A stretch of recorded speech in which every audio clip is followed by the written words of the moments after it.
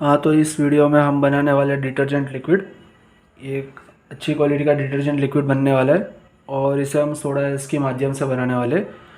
तो इसमें कौन से प्रोडक्ट यूज़ होने वाले हैं और उसको किस तरीके से मिक्स करना है ये अच्छे से देख लेना। मैं डिस्क्रिप्शन में तो बता ही दूंगा, लेकिन सिर्फ डिस्क्रिप्शन में से देख के अगर आप मिक्स करोगे और मिक्स अच्छे से नहीं होगा तो हो सकता है प्रोडक्ट में सेपरेशन आ जाए। तो इसको किस तरीके से कौन सा प्रोडक्ट कब मिक्स करना है उसको पहले अच्छे से देख लेना, ठीक है। तो पहले इसमें देख लेते हैं कौन से प्रोडक्ट लिखने वाले। ये हमारा सोडा है, इसे कपड़े धोने का सोडा भी कहते हैं। ये SLES है, ये लिक्विड को थिक करने का काम करेगा। ये साइट्रिक एसिड है, ये सॉल्ट है।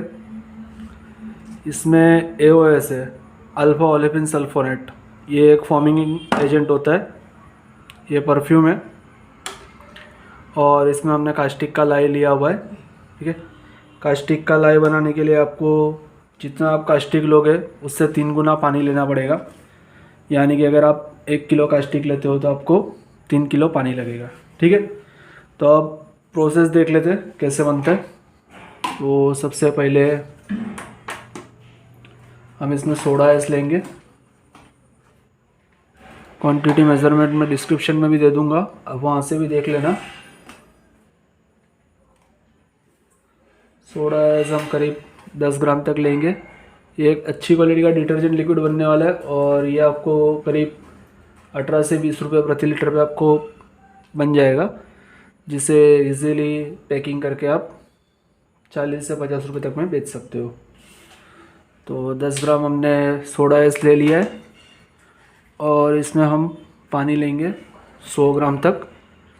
ये सादा पानी है।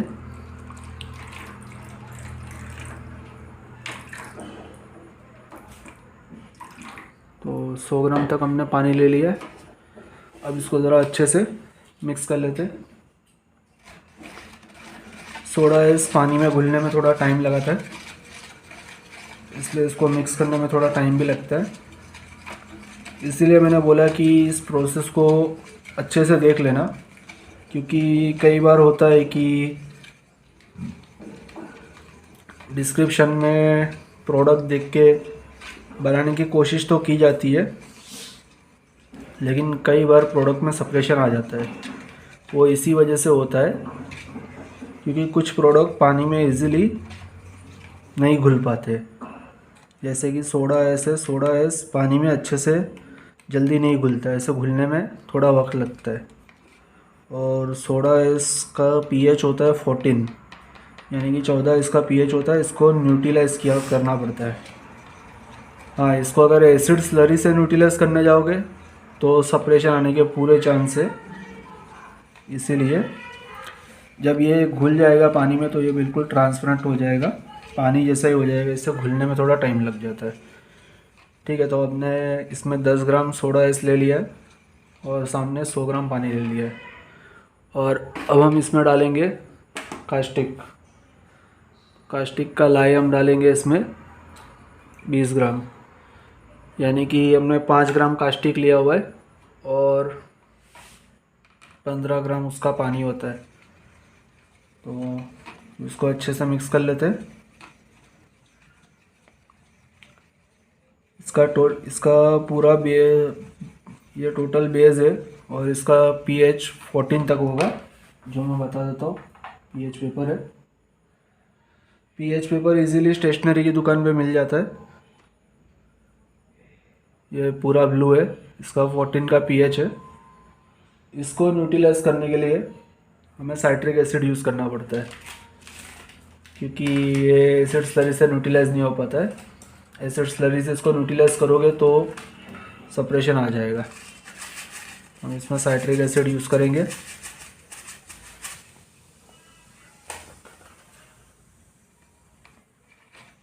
साइट्रिक एसिड भी पानी में घुलने में थोड़ा टाइम लगाता है, एक झटके से नहीं घुलता है, इसको भी थोड़ा टाइम लगता है। मिक्सिंग की प्रोसेस अच्छे से रखनी पड़ती है। अगर आप मिक्स करने में मिस्टेक करोगे या फिर आधा अधूरा मिक्स करके छोड़ दोगे तो बाद में प्रोडक्ट ख़राब हो सकता है। तो मिक्स हमेशा अच्छे से करना चाहिए प्रोडक्ट को, जिससे कि प्रोडक्ट कम्प्लीटली अच्छा बने और उसमें सेपरेशन ना आए। हमने इसमें साइट्रिक एसिड डाला है। अब इसको मिक्स करके पहले इसका पीएच देख लेंगे।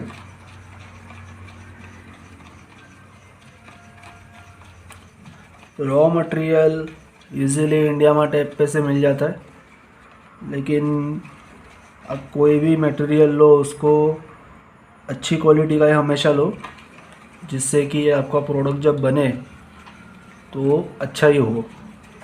कई बार लोकल क्वालिटी के रॉ मटेरियल्स भी मिलते हैं तो उससे आपका प्रोडक्ट उतना अच्छा नहीं बन पाता है, या तो फिर आपको मटेरियल ज़्यादा यूज़ करना पड़ता है। हमने साइट्रिक इसमें डाला। अब ज़रा इसका हम पीएच देख लेंगे। ये अभी भी ब्लू है।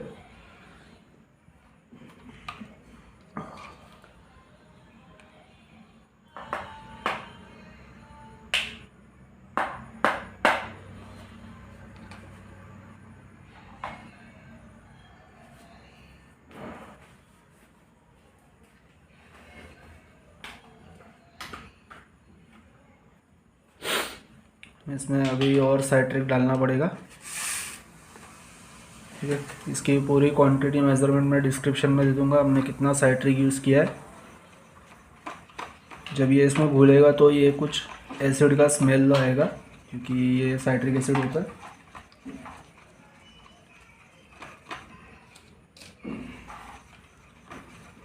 डिटर्जेंट लिक्विड का पीएच हमें 7 से 8 के बीच में रखना होता है, तो ये बात ध्यान में रखना, क्योंकि कई ऐसे वीडियोस है जो आपको सजेशन देंगे कि भाई 10 पे पीएच रखो या 9 पे पीएच रखो। तो भाई उतना पीएच मत रखना। डिटर्जेंट लिक्विड का पीएच मैक्सिमम 8 तक होता है, 8 से ऊपर पीएच मत जाने देना। 8 इनफ हो जाता है। ठीक है, तो हमने अब इसका पीएच चेक कर लेते हैं।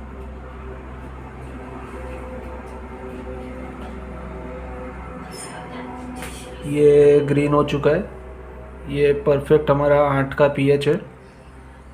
ठीक है, तो हमें इतना ही पीएच इसका रखना होता है। अब इसको हम ठीक से मिक्स कर लेते हैं।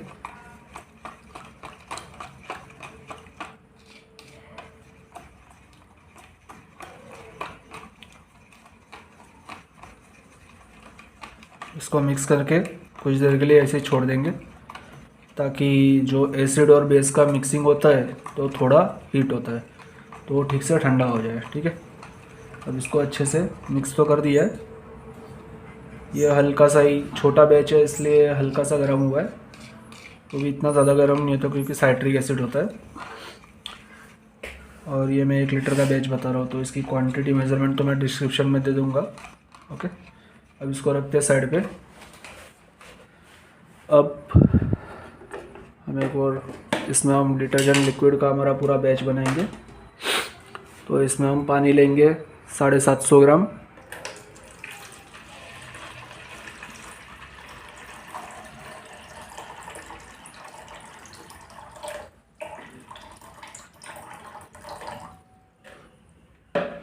साढ़े 700 ग्राम पानी ले लिए, और इसमें हम हमारे इस क्लीनिंग एजेंट को जो हमने बनाया है उसे हम इसमें मिक्स कर देंगे।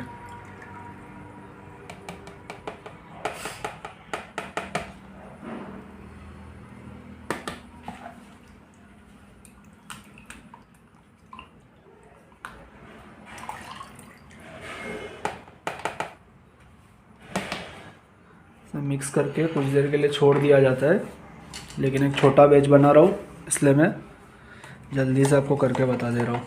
अगर ज़्यादा टाइम तक छोड़ दूँगा तो वीडियो और ज़्यादा लंबी हो जाएगी। तो इसको हमने पानी में मिक्स कर लिया। अब इसमें हम डालेंगे हमारा थिकनर। तो कोई एक्सटर्नल थिकनर नहीं है, सिंपल SLES हम डालेंगे, क्योंकि मैं कोई भी थिकनर एक्सटर्नल थिकनर में यूज़ नहीं करता हूँ। जो भी है मैं इसी से बना लेता हूँ, और मेरा प्रोडक्ट अच्छा खासा थिक हो ही जाता है। तो अब इसमें हम SLES डालेंगे।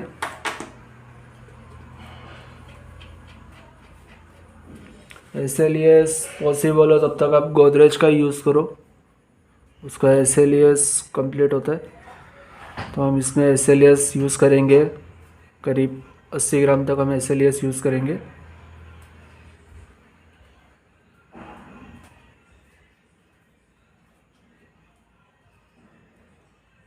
जिससे कि हमारा प्रोडक्ट अच्छा और गाढ़ा हो जाए। ठीक है, हमने इसमें 80 ग्राम SLES ले लिया है।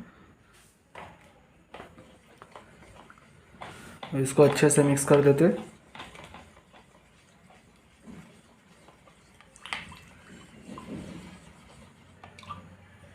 और अब हम इसमें नमक यूज़ करेंगे जिससे SLES ठीक हो सके। नमक कितना रखना है ये एक सिंपल है। SLES आप जितना यूज़ करो उसका आपको करीब 20 से 25% ऐसे नमक यूज़ करना होता है। बाकी फिर जो भी आपके इलाके में पानी आता हो उस पर भी थोड़ा बहुत डिपेंड करता है कि पानी कैसा आ रहा है, तो कई बार कम या ज़्यादा भी नमक लग सकता है।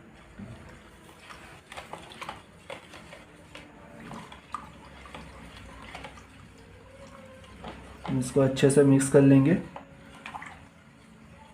SLES आप जब भी प्रोडक्ट में यूज़ करो, चाहे आप डिटर्जेंट लिक्विड बनाओ या फिर डिश वॉश लिक्विड बनाओ, SLES को हमेशा आप एसिड और बेस को न्यूट्रलाइज करने के बाद ही आप SLES उसमें यूज़ करना।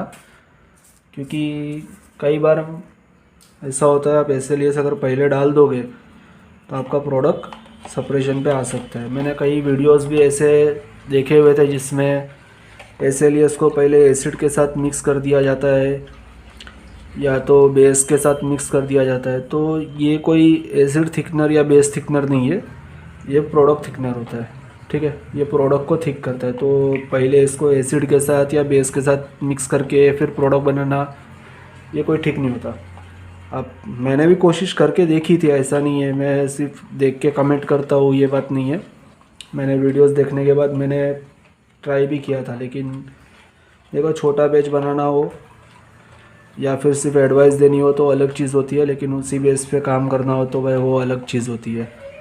और आपका प्रोडक्ट ख़राब हो जाएगा तो जाहिर सी बात है, आप जितना उसमें यूज़ करोगे सब मटेरियल भी ख़राब हो जाएगा।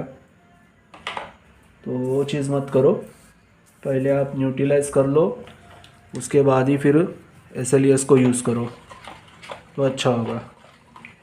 आपके प्रोडक्ट में सप्रेशन बिल्कुल भी नहीं आएगा।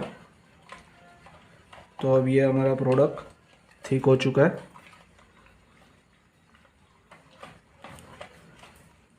डिटर्जेंट लिक्विड बनाने का पूरा प्रोसेस सिंपल ही और बिना कट किए मैंने बताया हुआ है। इस तरीके से आप कितने भी बड़ा बैच हो उसको अच्छे से आप बना सकते हो और आपके प्रोडक्ट में सप्रेशन बिल्कुल भी नहीं आएगा। आपका प्रोडक्ट एकदम ठीक रहेगा और अच्छा कंप्लीट बनेगा, ट्रांसपेरेंट रहेगा। इसमें मैं कलर यूज़ नहीं कर रहा हूँ, कलर आप जो चाहो यूज़ कर सकते हो। मैं कलर को ऑप्शनल पे रखा हुआ हूँ।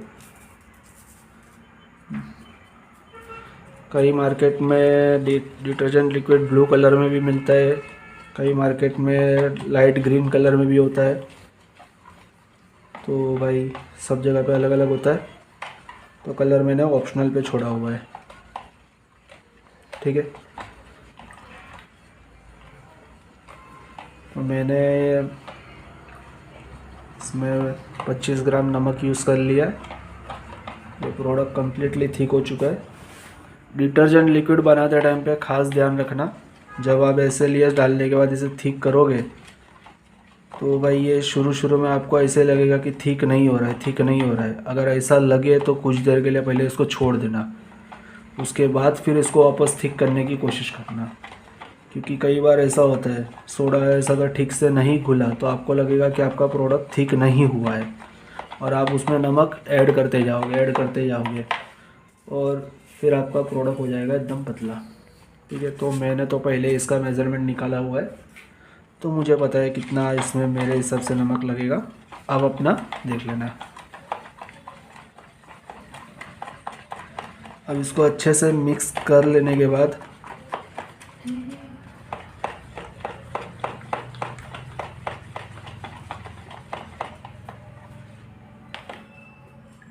ये अच्छा जी लिक्विड हो चुका है।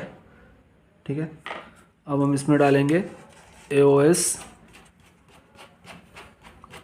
AOS का फुल फॉर्म होता है अल्फ़ा ओलेफिन सल्फोनेट। ये एक फॉर्म बूस्टर होता है। इसको करीब हम 1 ml तक डालेंगे।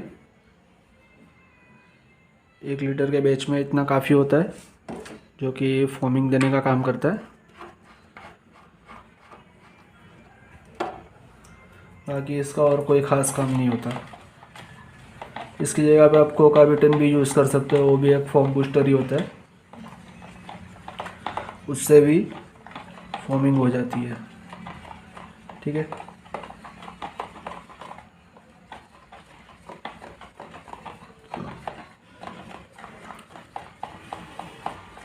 और अभी हमारा डिटर्जेंट लिक्विड बन के रेडी हो चुका है। इसमें बस परफ्यूम की देरी है, तो अब मैं इसमें परफ्यूम डाल देता हूँ। ये परफ्यूम है, ये मेरे पास एरियल का परफ्यूम है, आप जो चाहो इसमें यूज़ कर सकते हो। 1 लीटर डिटर्जेंट के बैच में करीब 2 ml तक परफ्यूम डाल सकते हो, तो ये कपड़े में भी स्मेल अच्छी रखेगा। अब हम इसको अच्छे से मिक्स करके छोड़ देंगे। और यार अभी तक आपने वीडियो देख लिया हो और वीडियो पसंद आ गया हो तो वीडियो को लाइक कर देना, और चैनल पे नए हो तो चैनल को सब्सक्राइब भी कर देना, ताकि आगे भी ऐसे वीडियोस की नोटिफिकेशन आपको मिलती रहे। अब ये पूरी ओपन प्रोसेस मैंने बता दी है, तो वीडियो कैसी लगी हो कमेंट बॉक्स में ज़रूर बताना। और इस बिज़नेस से रिलेटेड अगर आपके पास भी कोई क्वेश्चन है तो आप मुझे कमेंट बॉक्स में पूछ सकते हो। ओके, तो वीडियो को यहाँ तक देखने के लिए थैंक यू। आप अपना बैच बना सकते हो।